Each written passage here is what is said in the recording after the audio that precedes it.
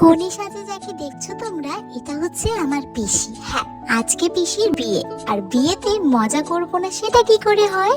তো চলো বন্ধুরা, কেমন আছো তোমরা সেটা আগে বলো। And welcome back to my page. আর আমি কিন্তু অনেক দিন পর একটু সাজুগুজু করে নিয়েছি, কারণ বিয়ে বাড়ি বলে কথা।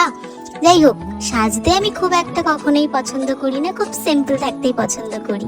তাই মেকআপটা আমি সব সময় চাই অ্যাভয়েড করতে। বাট বিয়ে বাড়িতে মেকআপ না করলে কিন্তু একেবারেই পেটের ব্যথা হজম হবে না মেয়েদের, যেটা হয়ে থাকে।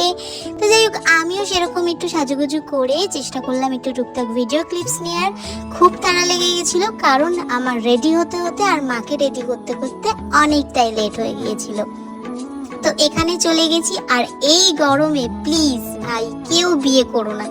এই গরমে যে বিয়ে বাড়িতে খেতে যাবে আর যে বিয়ে করবে, সবার জন্যই খুব প্রবলেমেটিক একটা ব্যাপার। তো এখানে আমি অল্প অল্প করে খাবার দাবার খেয়েছিলাম। যাই হোক, তারপরে রাত্রিবেলা আমার খুব শরীরটাও খারাপ হয়ে যায় ওইটুকু খাবার খেয়েও, যেটা খুব ফানি লাগছে শুনতে, কিন্তু এটা অ্যাভয়েড করো সবাই। আর তারপরে একদিন হাবড়ায় গিয়েছিলাম আমার ফ্রেন্ডের বাড়িতে একটু দেখা করতে। আর সেখানে দেখো ওর কুকুরটা কি শুরু করেছে আমাকে দেখে পাগলামি। তো তার বেশ কিছুদিন আগে লেন্সকার্ট থেকে আমি একটা ফ্রেম বানিয়েছিলাম, তো সেইটা আমার মনে ছিল না। তো যাই হোক, চশমাটা যখন আনতে গেছিলাম, তো এটা বানাতে দিতে যাওয়ার সময়ের ভিডিও।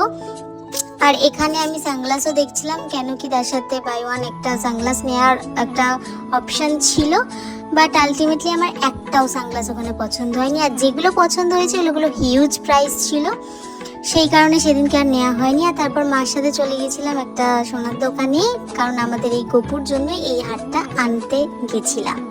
আর তারপর একদিন আড্ডা মারতে মারতে আমরা সবাই মিলে, মানে এই যে নগরুকড়ায় আমার এখানে যারা যারা আমরা একসাথে থাকি, চলি ফিরি, তো আমরা মাঝে মাঝেই চা খেতে এদিক ওদিক চলে যাই। তো সেরকমই গেছিলাম। আর আজকের মতো টাটা, দেখা হচ্ছে অন্য একটি ভিডিওতে। Bye bye.